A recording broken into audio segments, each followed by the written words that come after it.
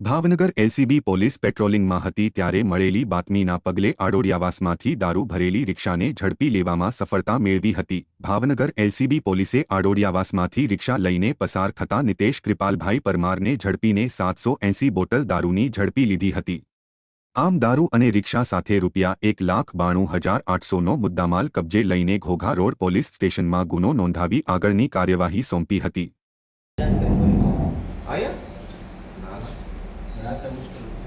એટલે શેમાં આવે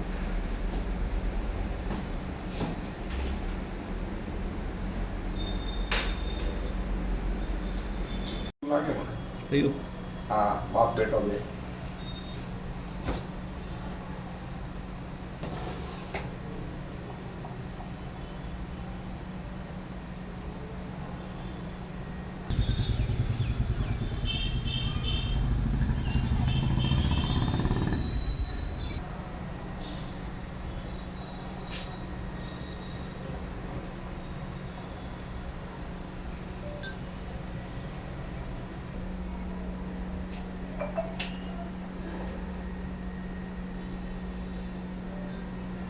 રેડી